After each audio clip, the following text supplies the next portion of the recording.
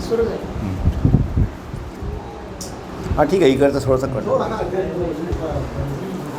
जय बाबा, अवतार मेहर बाबा की जय. जय बाबा. 10 स्टेट्स ऑफ गॉड, परमात्मा की 3 अवस्थाएं, इसके ऊपर में हम लोगों का ये चल रहा है. आज हम ईश्वर की नंबर 3 की जो अवस्था है उसके बारे में देखेंगे, बताएंगे. सबसे पहले तो ये है कि यह इस स्टेट में परमात्मा, इस स्टेट में परमात्मा, ये स्टेट और ये स्टेट. अभी तक हमने देखा कि ये 3-4 स्टेट में ही परमात्मा का अस्तित्व है.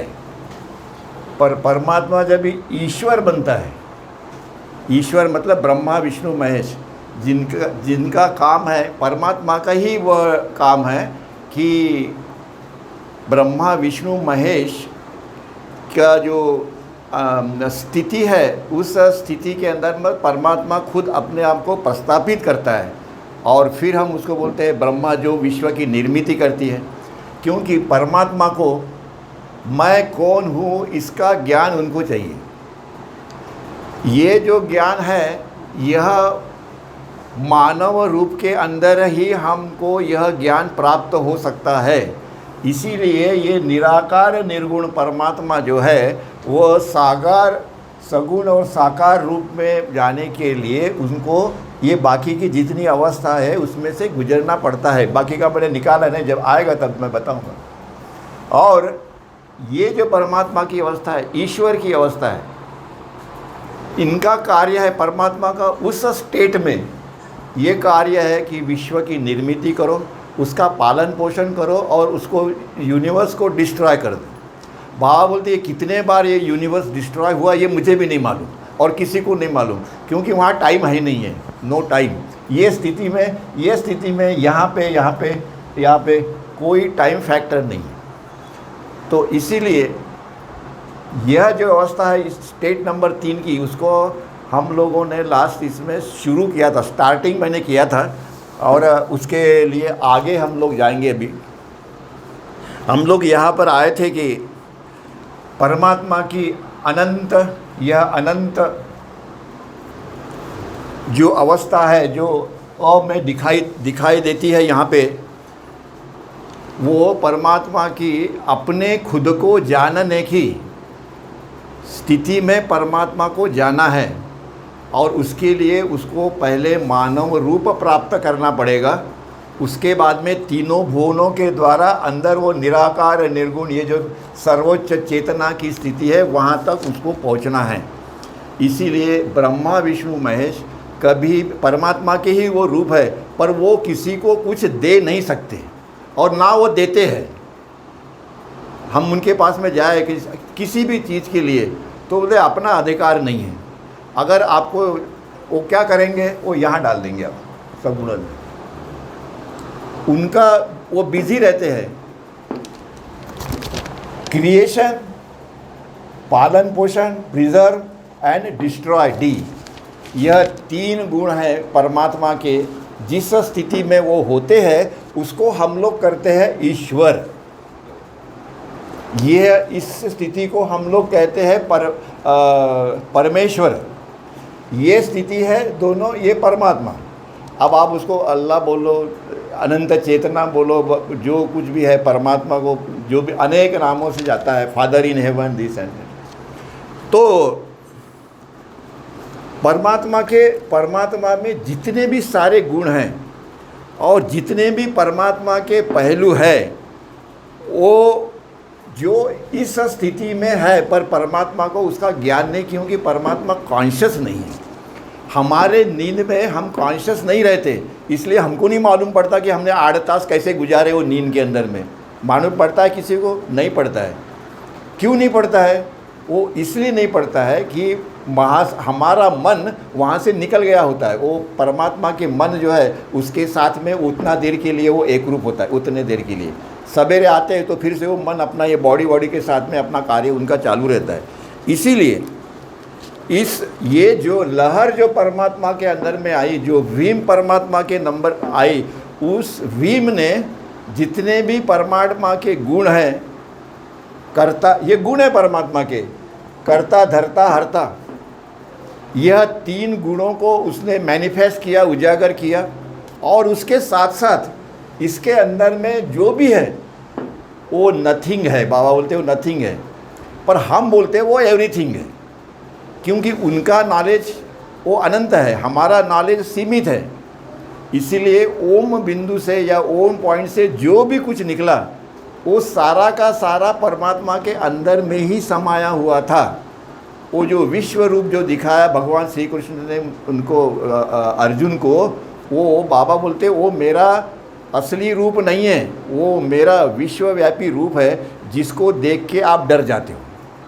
पर मेरा असली रूप जो है, असली जो परमात्मा है, उसके लिए ही मैं धरती पे आता हूँ आप लोगों को मेरे अपने ये जो फॉर्म का दर्शन देने के लिए। और वो अपने कार्य करते हैं और बाद में अपनी इस अवस्था में चले जाते हैं। रेस्टिंग प्लेस, ये उनका रेस्टिंग प्लेस है और ये उनका पीओमओ का ऑफिस है। इस जगह से वो अपना कार्य करते रहते हैं। और इसीलिए यह जितना भी परमात्मा के अंदर में था वो सारा का सारा यहाँ पे एक ड्रॉप,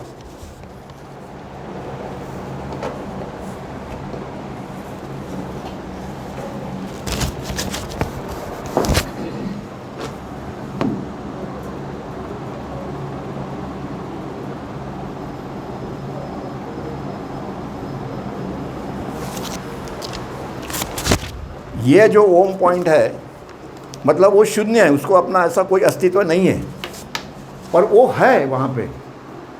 जैसे हमारे नींद में हम ड्रीम स्टेट में जाते हैं, पर सवेरे उठे तो वो कहाँ चला जाता है ड्रीम अपने को नहीं मालूम। वहाँ के आदमी ये वो जितने भी है वो कहाँ गए वो नहीं मालूम। सारा जो कुछ निर्मित हुई वो किसी को मालूम नहीं और उसी दिन हम भूल जाते हैं। इसीलिए यह सारा परमात्मा के अपने 3 गुण और परमात्मा की जो अनेक एस्पेक्ट्स है परमात्मा का, और पहलू जो है परमात्मा का जो पहलू है वो उसको उजागर करने में या उसको मैनिफेस्ट करने में ये लहर जो आई उसने इस परमात्मा को इस स्थिति में डाल दिया।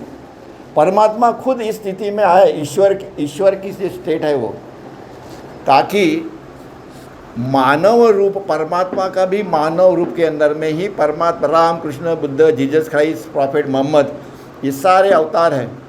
और बाबा बोलते हैं कि तुमको मेरा अपना ये असली रूप जो है वो दिखाने के लिए मैं ये फॉर्म पहन के आता हूँ धरती पे।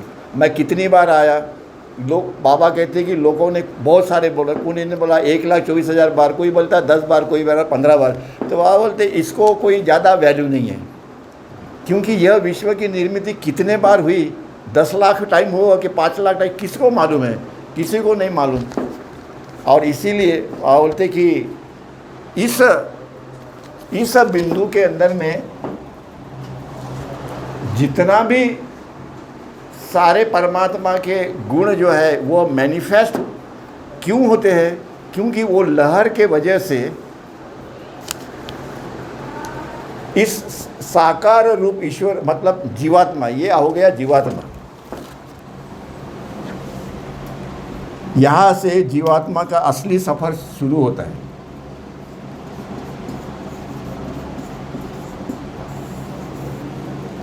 मतलब परमात्मा ही जीवात्मा होता है, परमात्मा ही मूंगी है, वनस्पति है, सभी कुछ परमात्मा ही है, क्योंकि सारी की निर्मिति जो है वो इस मूल अवस्था से निर्माण हुई है। और इसीलिए उस लहर के वजह से हमको इस परमात्मा में जितना भी था वो सब मैनिफेस्ट हो गया। और यह सब कुछ जो है वह शून्य के रूप में सब कुछ है, इसमें जो कुछ भी है इस अवस्था में सिर्फ परमात्मा है। जैसे अपनी नींद की अवस्था, उसमें सिर्फ अपन है, पर अपने को भी वो ध्यान नहीं है कि अपन नींद में जागरूक नहीं है, अपन नींद में सोए हुए हैं। पर बाबा बोलते कि उस स्थिति में किसी को भी अस्तित्व नहीं एक्सेप्ट आपका खुद का अस्तित्व, योर ओन एग्जिस्टेंस। आप परमात्मा है। इसका प्रूफ क्या है कि जब अपन परमात्मा की यह स्थिति में रात को गाढ़ निद्रा में हम जाते हैं, तभी हम परमात्मा की ओरिजिनल स्टेट में है, क्योंकि हम उस महासागर के ड्रॉप हैं। जैसे महासागर है, उसमें कितने ड्रॉप होंगे गिन नहीं पाता है कोई, वैसे एक एक आत्मा जो है, जिसको आत्मा बोलते हैं, वो महासागर का एक ड्रॉप आत्मा। इसलिए वो आत्मा में भी वही गुण है जो परमात्मा में है, क्योंकि वो महासागर में है। अब महासागर में अगर हो तो उसको तो वही गुण होंगे ना कि जो परमात्मा को है। और इसीलिए ये कहना, बाबा बोलते हैं कि आप जो कहते हो कि आप आत्मा हो, बोलता है आप आत्मा इसलिए बन गए क्योंकि आपको आप कौन है इसका ज्ञान चाहिए, इसीलिए तुम बाहर आए ये महासागर से। ये महासागर है, परमात्मा जो महासागर। और इसीलिए और यह सब कुछ जो है वो परमात्मा की स्थिति 2 नंबर में, इसमें ये स्थिति से ये स्थिति में भी है और ये स्थिति में भी है। आगे होता है क्या, और यह जो पॉइंट है ओम पॉइंट, यह कहते हैं क्रिएशन पॉइंट भी उसको बोलते हैं, क्रिएशन पॉइंट। इस क्रिएशन पॉइंट से ही आगे सृष्टि का निर्माण होता है। पर क्योंकि सृष्टि ये भ्रामक है, माया किसको कहते हैं? माया वो होती है जिसको अस्तित्व नहीं है, उसको अपने सामने में वो माया कहती है कि तुम पीढ़ी पोफली हो और तुम कल्याण में रहते हो। हालांकि किसी को भी अपना खुद का रियल एग्जिस्टेंस नहीं है। यह सारे के सारे जितने भी आत्मा जीवात्मा है वो सब भ्रम में घूम रहे इधर उधर, बाकी और कुछ नहीं है। पर ये समझा के कैसे बताएगा? बाबा बोलते मैं कैसे समझाऊँ आप लोगों को? पर फिर भी उन्होंने वो लिखा, बोले आपको मानना जरूरी है। क्यों बार बार बाबा कहते हैं कि आपको गार्ड्सविक्स पढ़ा कि नहीं, ये पढ़ा कि नहीं, वो पढ़ा कि नहीं, वो देखेंगे बाद में बाजू वैसे में। और इसीलिए इस परमात्मा के अंदर में जो 3 परमात्मा के जो गुण थे वह थे ज्ञान, शक्ति और आनंद। व्हाट इज़ परमात्मा? What is God? अनंत ज्ञान, अनंत शक्ति, अनंत आनंद। यह तीनों भी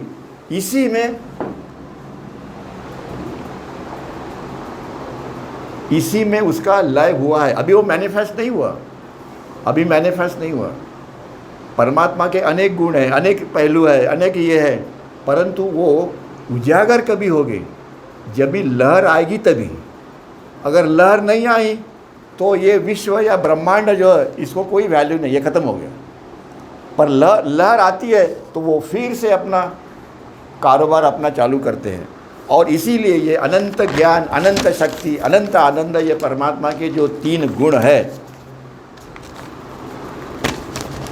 तो इस क्रिएशन पॉइंट या ओम बिंदु के अंदर में जो एक छोटा बिंदु है, उसमें उस बिंदु की अपनी जो शून्यता है, वो जो ड्रॉप है उसकी शून्यता नहीं है, वो परमात्मा का ही अंश है, वो परमात्मा ही है। पर परमात्मा के वो ड्रॉप के अंदर में जो कुछ भी है महासागर के अंदर में, उसको अभिव्यक्त करना है, उसको मैनिफेस्ट करना है, और वो कार्य परमात्मा करते हैं। और यह 3 रूप में वो आते हैं। इसीलिए पहला जो गुण है उनका कौन सा? क्रिएशन, यूनिवर्स को क्रिएट करना, बाद में यूनिवर्स को सस्टेन करना, और बाद में ये पूरा विश्व को डिस्ट्रॉय करना। और हम लोग आगे में हम लोग भी वही करते हैं। जब हम अपने नींद में होते हैं तो अब हम ये स्थिति में होते हैं जहाँ पे हमें कुछ मालूम नहीं हम कौन है, क्या है, बच्चे हैं नहीं है, कुछ नहीं, नथिंग। सिर्फ तुम्हारा अपना अस्तित्व है, और वो भी अपने को मालूम नहीं है कि वहाँ अस्तित्व है या नहीं है। वो जब हम जाग जाएंगे, मेहर बाबा जैसे होंगे, तो हमको मालूम पड़ेगा, नहीं तो नहीं पड़ेगा। और इसीलिए ये 3 गुण जो है, इन 3 गुणों ने यह ईश्वर ने इन 3 गुणों के साथ इस सृष्टि की निर्मित की है। क्या बोलते हो? परमात्मा के रूप में, परमात्मा इस रूप के अंदर में वो विधाता भी है, वो रक्षक परमात्मा भी है, और वो इस सारी सृष्टि को ख़त्म करने का संहारक जो है, संहारक परमात्मा है। ये 3 गुण उनके हैं। और इस 3 गुण को प्राप्त करने के बाद में यह सृष्टि का रचने वाला ये ईश्वर बन जाता है। ईश्वर का कार्य है इस परमात्मा को मैं कौन हूँ इसका ज्ञान देना। ये इसके लिए ईश्वर ये सारा ब्रह्मांड और विश्व की निर्मिति करता है। बात बोलते कि आपने ये पढ़ भी लिया तो आपको कोई अनुभव नहीं आया। आपका जो है वो इंटेलेक्चुअल अंडरस्टैंडिंग है, इंटेलेक्चुअल बौद्धिक समझ है हमारी कि ये जो गॉड स्पीक्स है ये है वो जो कुछ भी हमने पढ़ा है और बाकी के जो भी पढ़े होंगे वो सारे के सारे आपको ऐसा लगता है कि अपने को मालूम पड़ गया कि भाई गॉड स्पीक्स अपन ने पढ़ा है A to Z सब कुछ, तो अपने को ये मालूम है कि भाई अपन भगवान है। पर वहाँ बोलते तुमको अनुभव है क्या? नहीं है। जब अनुभव नहीं है तो बताओ मेहर बाबा क्या बोलते हैं, अपना काय को गुजारते हो। और इसीलिए सृष्टि का रचने वाला जो है वो वही बनता है। और अगर रचना की है सृष्टि का तो उसका पालन पोषण कौन करेगा? उसको पालन पोषण भी करना है उनका। और उसके बाद में पालन पोषण करने के बाद में उसको वो ऐसे थोड़ी चालू रहेगा, वो तो कहीं ना कहीं तो ख़त्म होना ही है उसको। क्यों कि वो ओरिजिनल नहीं है, क्योंकि वो रियलिटी नहीं है, क्योंकि वो माया की निर्मित है, भ्रम की वो निर्मित है। और जब भ्रम दूर हो जाता है तो ये सारा ब्रह्मांड विश्व उसके लिए नथिंग हो जाता है, कुछ भी नहीं है। इसीलिए वो करता धरता जो भी लिखा है वहाँ पे, करता धरता हरता जितना लिखा है, मतलब हम लोग उनको कहते हैं कि ब्रह्मा विष्णुमय। ब्रह्मा विष्णुमय ऐसा कोई नाम, ऐसा कोई पुतला या कोई आदमी नहीं है वहाँ पे। वो है परमात्मा का अपना एक स्थिति है। जिस स्थिति में वो परमात्मा वहाँ जाते तब हम उनको बोलते हैं ईश्वर। और उनका फंक्शन है कार्य करने का ब्रह्मा विष्णुमय, निर्मिति करो, सस्टेन करो और उसको डिज़ोल्व करो। और इसीलिए सृष्टि के अंदर में वो सब कुछ अवेलेबल है, जो या वो ओम पॉइंट है उसके अंदर में जितना भी है वो सब नथिंग है, एवरीथिंग और नथिंग।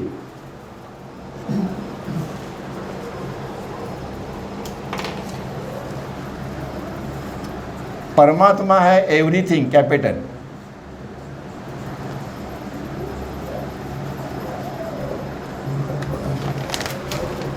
एवरीथिंग। और यह ओम पॉइंट से जो कुछ भी निकला है वो सारा का सारा है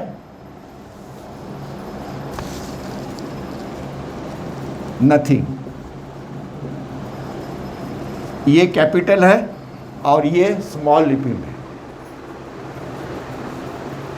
इस नथिंग के अंदर में ये एवरीथिंग नहीं है। इस एवरीथिंग के ये एवरीथिंग ये नथिंग या एवरीथिंग के अंदर में सब है। इसीलिए हम लोग जब भी सवेरे उठते हैं तो हमको हमारे सामने में, हम खुद ही हमारे सामने में सारा जितना भी हमारा हम देखने वाले दिन भर में वो सारा हम लोगों की सेवा के लिए हाजिर रहता है। मतलब कि जितना भी इस स्थिति से जितना भी मैनिफेस्ट हो गया, परमात्मा की चेतना है, परमात्मा का अनंत चैतन्य है, परमात्मा की अनंत शक्ति, अनंत ज्ञान, अनंत आनंद, परमात्मा के अनेक अनेक जो गुण हैं वह सारे के सारे गुणों से यह सृष्टि के अंदर में मानव की निर्मित होती है। पर वो एकदम मानव नहीं बनता है, कैसे बनता है वो हम बाद में देखेंगे। और यह शून्यता जो है, ये शून्य की जो शून्यता जो है, उस शून्यता वो भ्रम के द्वारा माया इस सृष्टि के रूप में अस्तित्व दिखाई पड़ती है। यह शून्यता जो है वो कुछ नहीं है, पर भ्रम के वजह से, माया के वजह से जो भी हमको दिखाई पड़ता है वो सही है, यह हमारी अपनी धारणा है। युगों युगों तक हम लोग यही काम कर रहे हैं, पर हमने कभी भी परमात्मा को खोजने की, परमात्मा से प्रेम करने की ऐसी कोई लालचा या इच्छा हमारे मन में, बहुत कम लोगों के मन में उत्पन्न होती है। और इसीलिए बाबा बोलते हैं कि ये मैंने अभी मानव रूप लिया है तो उसका कोई ना कोई फ़ायदा उठाइए।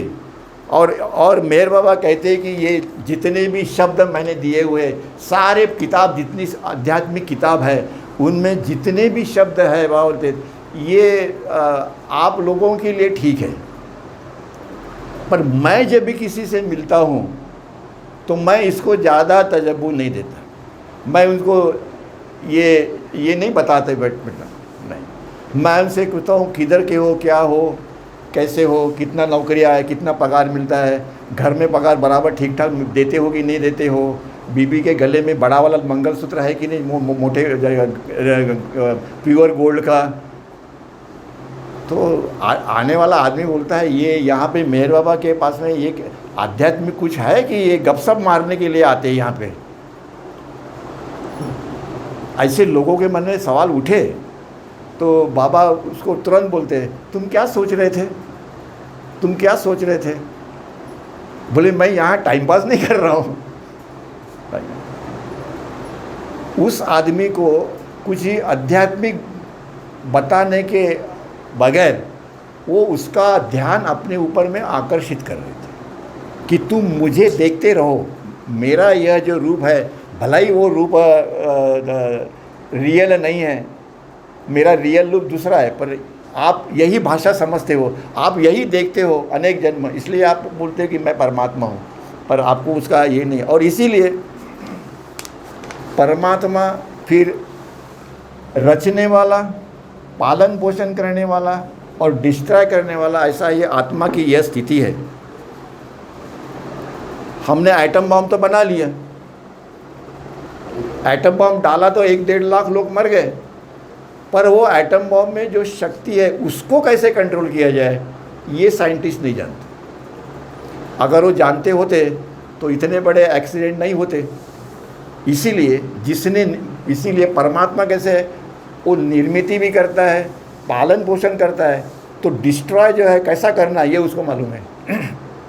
पूरा डिस्ट्रॉय कैसे करना। हम वो एटॉमिक एनर्जी जो है वो कभी ना कभी थी हमारे यहाँ से गलती हो जाती है और 2-4 बम फूट जाते हैं जो अमेरिका ने डाले थे, पर परमात्मा का अपना प्लानिंग जो है वो इतना परफेक्ट है 100%, 101% कि उसमें कोई गलती होने का चांस नहीं। और इसीलिए यह सारा यूनिवर्स जो है बाबा कहते हैं कि आपको मेरी आज्ञा का पालन करो। अगर आप ये नहीं कर सकते तो आप मेरा नामस्मरण करो। वो भी अगर आप नहीं कर सकते तो समानव जाति की निस्वार्थ सेवा करो। वो भी नहीं होता है, चलो ठीक है, मैंने बहुत सारे ऑप्शन दे दिए आप लोगों को, वो भी नहीं होता है तो आप अपना बॉडी ड्रॉप करने के पहले एक बार मेरा नाम लो तो आप मेरे पास आ जाओ। और इसीलिए जो कुछ भी हमको सृष्टि के अंदर में जो दिखाई दे रहा है, जो असंख्य रूप हम देखते हैं, पत्थर के 14 लाख पत्थर के प्रकार है, वनस्पति के 14 लाख है, कीड़ा मकोड़े, मुंगिया, जलचर प्राणी, सबके जितने भी रूप हमको दिखते हैं, फॉर्म्स दिखते हैं, फॉर्म्स हवा छोड़ के हम देख नहीं सकते, पर उसका अस्तित्व है ये हमको मालूम है, पर देख नहीं सकते। और इन सारे के सारे जो रूप्स है वो सारे के सारे इस ओम पॉइंट से ही, ओम बिंदु से ही उसकी निर्मित हुई है, उनका ये कहना है। और इसीलिए यह सारे के सारे शब्द है, ध्यान मेरे को बोलता है वो शब्द है। आप जब भी परमात्मा का नाम लेते हो मेहर बाबा का तो वो शब्द नहीं होता है, क्योंकि वो ओरिजिनल सोर्स से आई हुई उनकी आज्ञा है। सद्गुरु की आज्ञा क्या है उसको ज़्यादा महत्व है, ना कि सद्गुरु ने तुम्हारी कितनी मदद की है सांसारिक इसमें चमत्कार, इससे कोई लेना देना नहीं। बहुत इससे मुझे कोई लेना देना नहीं। अवतार और सद्गुरु के एक हाथ में परमात्मा होता है और एक हाथ के अंदर में माया होती है। आप किसी सद्गुरु के पास में गए तो अगर आपने कहा कि मुझे फैमिली प्रॉब्लम है, भौतिक प्रॉब्लम है, तो वो माया को ऑर्डर करता है कि देखो इसका कुछ करो। सद्गुरु नहीं करता कभी, नेवर। अगर हम ऋषि मुनि हैं और हमको कोई शक्ति प्राप्त करना है, मेहर बाबा ने जो 7 स्टेजेस बताए उसमें क्या शक्ति का क्षेत्र है वो शक्ति। अगर वो शक्ति चाहिए तो कोई पानी के ऊपर से चलता है, तो कोई अंगार में से चलता है, तो कोई हवा में उड़ी मारता है, तो कोई ऊपर जाके फिर नीचे आता है। ऐसे प्रकार के सारे चमत्कार करके, या कोई नीचे से गोल्ड निकालता है। अब गोल्ड आया किधर से, गोल्ड है ही नहीं तो कहाँ से आएगा, पर करते हैं चमत्कार। और आदमियों को लगता है कितने बड़े महाराज हैं, उन्होंने ये निकाला वो निकाला वो निकाला। चलो 10 लाख लोग 10,000 आदमी वहाँ है तो अपन भी लाइन में लग जाते हैं अपना प्रॉब्लम लेके, होता है तो ठीक है, नहीं तो छोड़ो। तो अगर वो किसी शक्ति प्राप्त करने के लिए अगर सदगुरु अवतार के पास में जाता है तो वो परमात्मा के पास में भेज देता है, इसका क्या करने का है तुम करो। पर आपको अगर परमात्मा चाहिए तो बाबा बोलते कि मैं उनको रिसीव करता हूँ, आओ इधर बैठो, इधर मैं उसको बिठाता हूँ। पर ऐसे बहुत थोड़े लोग हैं जो परमात्मा के लिए उनके पास में जाते हैं, बहुत थोड़े हैं। और अभी तो बहुत ही खिचड़ी बन गई है, किसी को कुछ मालूम है नहीं। बाबा कहते हैं कि देखो तुम लोग बोलते हैं पुनर्जन्म नहीं है। अब एक अवतार युग के अंदर में मैं पुनर्जन्म के लिए शरीर जो होता है वो बार बार जन्म लेता है, बार बार जाता है। तो मैंने उसी में मैंने कहा कि ये पुनर्जन्म नहीं है।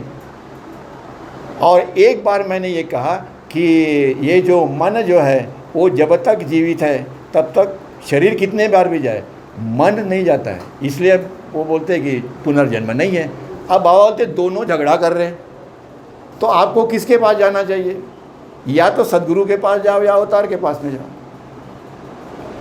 पर वहाँ तुम जाओगे तो तुम ये सवाल भूल जाओगे उसको पूछने का, क्योंकि उसका तेज ही ऐसा है, उसका रूप उसका इतना स्ट्रांग है कि तुम्हारे मन के अंदर में ये सारी जो छोटे मोटे चीज़ें प्रेटी थिंग जो है वो सब निकल जाती है, ऑटोमेटिक निकल जाती है। इसीलिए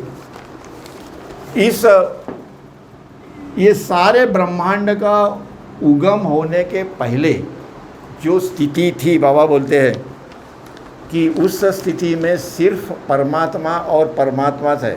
परमात्मा का मतलब हमारा अपना शाश्वत अनंत अस्तित्व जो कभी भी मिटता नहीं है। ये बॉडी भी छोड़ दोगे तो भी तुम्हारा अस्तित्व रहेगा ही रहेगा। और वो जो अस्तित्व जो है वो अस्तित्व को उस स्थिति के अंदर में हमको जागरूक रहना है। इसलिए वो कहते हैं कि आपको आपके गहरी नींद के अंदर में आपको जागरूक होना है। तो उन्होंने कुछ समझा है, वो अगले इसमें लेंगे, अभी नहीं। और इसीलिए जो एक सदगुरु थे मुंशी असगर, शायद ये सदगुरु थे, उन्होंने ये चीज़ बताई अपने मंडली को कि देखो एकमात्र अल्लाह को ही अस्तित्व है, और सभी जितना मैनिफेस्ट हुआ है इस यूनिवर्स के अंदर में, जितना भी मैनिफेस्ट हुआ है उसके द्वारा वो नीचे आके पूरा, मैंने वो जो डायग्राम बताया था उधर से होते हुए ये यहाँ पे चला जाता है। जहाँ से वो आता है वहाँ चला जाता है। हम लोग जहाँ से आए हम लोग भी यहीं से आए और अल्टीमेटली हम लोग वहीं चले गए। आगे बाबा क्या कहते हैं कि वो जो परमात्मा की जो स्थिति है उसको अखंड नाद भी कहा जाता है। तो बोलते हैं कि जो अखंड नाद अगर आप कोई सुन लो तो आपको ये यूनिवर्स और ये सब जो है वो आपको ऐसे लगेगा एज ए यूजलेस है, ऐसा कोई काम नहीं। मेहर बाबा जब भी पुरुष मंडली को और वहाँ ताजमहल देखने ले गए थे एक बार, तो उनको बड़ा खुशी हुई कि इनके झंझटों से एक दिन अपने को आराम मिल रहा है ताजमहल देखने का। तो ताजमहल देखने गए सभी लेडीज़ और जेंट्स सभी, सब देखने के बाद में फिर बाबा उनसे पूछते तुमको ताजमहल कैसे लगा? तो अब बाबा का क्या पूछ रहे हैं ये किसी को मालूम नहीं है। तो बोलते बहुत ही अच्छा था, ये था वो, तो वो अच्छा है वो अच्छा है वो अच्छा है। बाबा बोलते मैंने तुमको इसलिए यहाँ लाया कि दोबारा तुम्हारे मन में ताजमहल देखने की इच्छा उत्पन्न ना हो। अगर एक बार आपने मुझे देख लिया तो बोलता है वो ताजमहल में क्या रखा है। पर सदगुरु क्या करते हैं, अवतार क्या करते हैं, तुमको इस माया से बाजू करते थे। और इसीलिए वो पूरा जो उन्होंने कार्य किया वो कभी टाइम आएगा तो उसका डिटेल देखेंगे। और इसीलिए इस सब कुछ ये इस एवरीथिंग के अंदर में ये सारा ब्रह्मांड जो है नथिंग,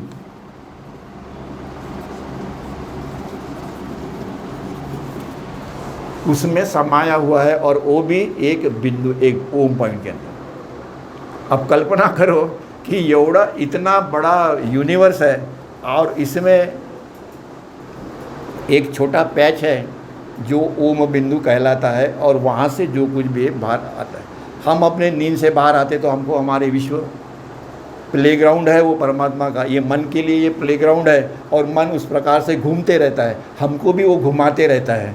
पर सद्गुरु मिलता है तो वो मन भाग जाता है हमसे, क्योंकि सद्गुरु के सामने वो टिक नहीं सकता, सद्गुरु सबसे परे है। और इसीलिए उन्होंने कहा कि यह जो परमात्मा है वो एक नाद था, ब्रह्मनाद हम लोग कहते हैं उसको, और इसके अंदर में संगीत के सारे जितने भी स्वर है वो सारे के सारे उसके अंदर में लेटेंट है, डॉर्मेंट है। जब वो लहर आएगी उस वक्त में ये सारे जितने भी स्वर है वो अपना अपना गाने लग जाएंगे। अनेक सद्गुरु ने और यह हायर प्लेन के जो संत है उन्होंने सृष्टि के बारे में क्या कहा वो बाबा ने उनको बताया, उसमें उन्होंने लिखा हुआ है। बोलता है क्या था कि सिर्फ शराब खाना था, पर उसके अंदर में कोई साकी और पीने वाला कोई नहीं था। क्या कहते हो? केवल शराब खाना था, साकी और शराब पीने वाला वहाँ कोई नहीं था। इसके अंदर में इसमें क्या है? वहाँ पे शराब खाना है, पर पीने वाला और दुकानदार और मालिक और वो जो आते पीने के लिए, उसमें वहाँ पे मालिक भी नहीं था और कुछ भी नहीं था। इसीलिए बाबा इसका वर्णन करते हैं कि यहाँ सिर्फ परमात्मा के सिवा और किसी को भी अस्तित्व नहीं है। जो कुछ भी अस्तित्व है वो सारा का सारा इस ओम बिंदु में, क्रिएशन पॉइंट में ही समाया हुआ है। उसका जब भी मैनिफेस्टेशन होता है तब सारे के सारे अनेक रूप अपन देखते हैं, वो तभी निर्माण होते हैं। गैस है, स्टोन है, वेजिटेबल है, वॉर्म है, बर्ड्स है, एनिमल्स है, फिश है, मानव है, साधु संत ऋषि मुनि महाराज योगी जितने भी है, ये सारे के सारे उसी की निर्मित है। और इस प्रकार से उनका अपना जो खेल है वो चालू रहता है। और इसीलिए स्थूल जगत भी इसके अंदर में, यह अपना स्थूल जगत था वो भी नहीं है। फरिश्तों का जगत जो है जिसको हम लोग परिया उसमें रहते हैं ना, ऊपर में कहीं परिया है बोलते हैं, तो अच्छा हो गया हम लोगों ने नहीं देखा उसको नहीं तो भाग जाते उधर परी देखने के लिए। तो वहाँ पे तो वो परिया का राज भी नहीं था। परी जो थे ब्यूटीफुल गर्ल्स वहाँ पे है, स्वर्ग, उसको स्वर्ग बोलते हैं। और इसीलिए उस दुनिया को तीनों जगत जो है दुनिया है उसका भी वहाँ पे कोई अस्तित्व नहीं था। वो सारे के सारे वहाँ पे लेटेंट स्टेट में है, डॉर्मेंट है, बाहर नहीं आया अभी तक। और इसीलिए ये क्यों समझा रहे मेरे बाबा बोलते कि तुमको इससे कोई परमात्मा प्राप्ति होगी नहीं, पर तुमको एक इंटेलेक्चुअल कन्विक्शन मिलेगा, इंटेलेक्चुअल ज्ञान मिलेगा आगे चलने के लिए, कि जिसके वजह से तुम्हारे मन में कोई भी शंका नहीं रहेगी, नहीं बिना शंके से। क्यों कि अगर कोई वहाँ पे कदा महाराज दिख गया और उसने कुछ उल्टा पुल्टा किया तो हम उसको बोलते हैं कि कितना बड़ा भगवान महाराज है, ये देखो उसने वो जिंदे मुर्दा जो था लड़का उसको जीवंत किया। तो बाबा ऐसी बाबा की इसमें जब ये घटना हुई तो बाबा ने उसको टेलीग्राम भेजा अपने ही प्रेमी जन को, बोलता है बेहतर होता तू मर जाता है। कोई सद्गुरु अपने बोलता क्या तू मर जाता, बोलता है ये छोटे मोटे कार्य जो है इसमें तुम कहाँ गिर रहे हो। ये बाकी के जो लोग हैं वो करते हैं, साधु संत ऋषि मुनि महाराज वो तपस्या करते हैं, कोई एक पैर पे खड़ा है कोई और करे, उनको करने तो करता है, तो आप काय के लिए उसके पास में जाते हो। और इसीलिए जब ईश्वर को जब यह हुक्म मिलता है, ये ईश्वर है परमात्मा से, जब भी उनको इस स्टेट में जो परमात्मा जो हुक्म आता है, बी मतलब तुरंत होना है। और इसीलिए ये जो हुक्म हो जाता है बी, इसका मतलब है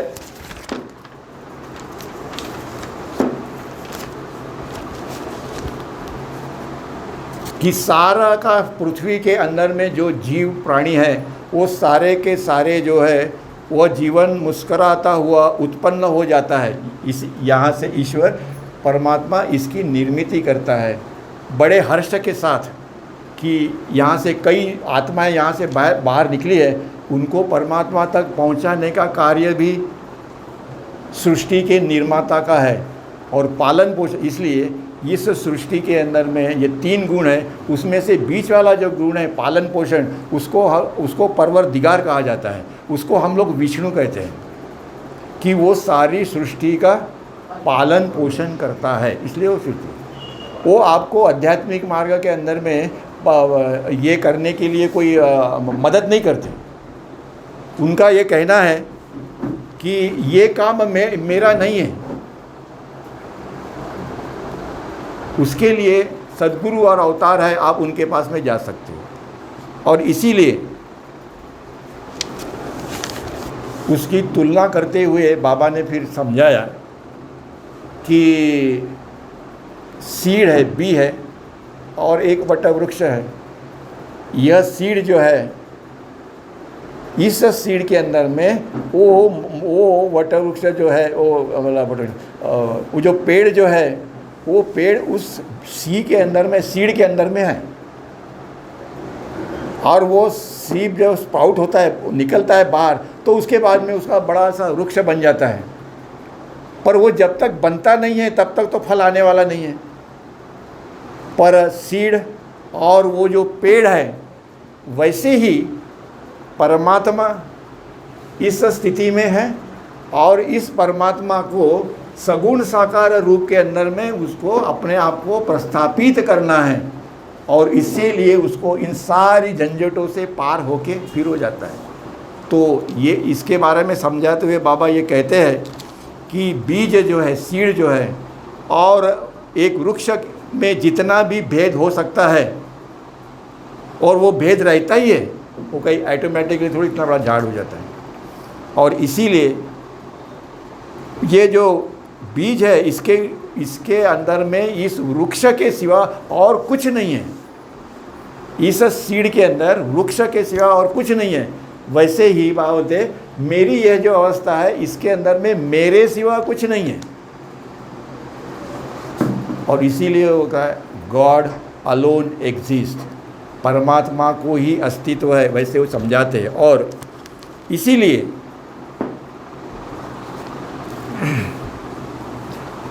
और यह जो पेड़ जो है वो उस सीड के अंदर में, वो पेड़ क्या है, वो सीड के अंदर में ये पेड़ है वो शून्य है, ज़ीरो है। यहाँ पे ये ओम पॉइंट में जितना भी कुछ है वो शून्य है। वो जब मैनिफेस्ट होगा तब इतना बड़ा पेड़ दिखता है, और अदरवाइज वो उसके अंदर में है, सीड के अंदर में।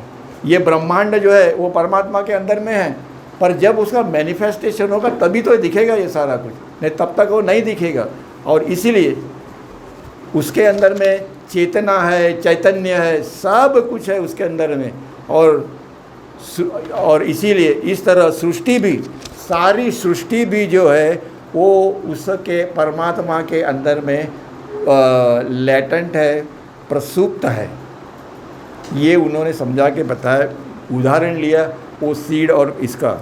और इसलिए जो कुछ भी इसके अंदर में है, जिसको हम लोग बोलते हैं शून्यता, शून्य में क्या होगा, शून्यता ही होगी और क्या होगा। तो यह जो शून्यता जो है वो है ये सारा पसारा,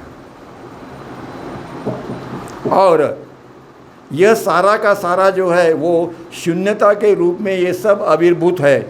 एवरीथिंग मतलब परमात्मा। अभी इसे देखा, एवरीथिंग परमात्मा है। मोस्ट फाइनाइट पॉइंट, हाँ ओम पॉइंट जो है यहाँ पे, ये ओम,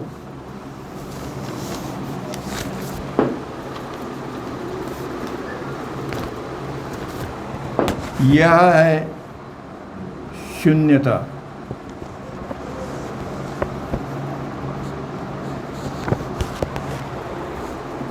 जीरोनेस, नो वैल्यू, नो एग्जिस्टेंस। और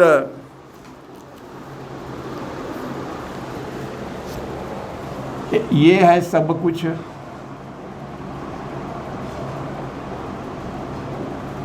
और ये शून्यता है, कुछ नहीं।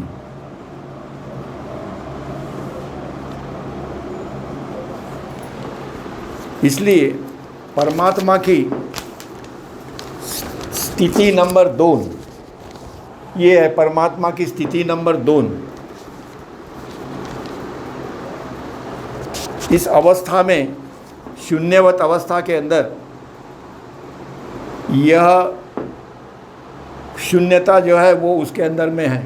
उसको बिंदु, वो मैंने बताया सृष्टि का बिंदु और ये सब करते, और इसीलिए इस सृष्टि का निर्माण हुआ है ताकि हर आदमी को परमात्मा के दर्शन हो, हर आदमी परमात्मा को ढूंढे, हर आदमी परमात्मा के तरफ धीरे धीरे प्रस्तुत करे और परमात्मा से एक बार विलय हो जाए। इसके लिए इसलिए ये उत्पत्ति, पोषण और ये नाश की प्रक्रिया निरंतर नियमित रूप से चालू है। कब से चालू है किसी को नहीं मालूम। मेरे बाबा बोलते मुझे भी नहीं मालूम। और एक उदाहरण उन्होंने दिया, वो देखते हैं, बाद में अपन इसको समाप्त करेंगे। कितना टाइम हो गया? 41। हाँ, तो अभी बंद कर दें। हम लोग यहीं रुकेंगे। और अगला जो उदाहरण उन्होंने दिया कि जैसे अपना ये शरीर है, अपन तीन अवस्था से हम लोग अपना नींद में कैसे जाते, स्वप्न में कैसे आते, उसके बारे में जो बाबा ने समझाया है, उसके बारे में हम कल की वार्ता में देखेंगे। और तब वो वार्ता थोड़ा ही है, 10-15 मिनट के ऊपर टाइम हो गया अभी। इसको पूरा करेंगे और बाद में स्टेट नंबर 4, अभी चौथा नंबर जो है वो निकालेंगे उसके बाद। तो इसी में अवतार मेहर बाबा की जय। जय बाबा।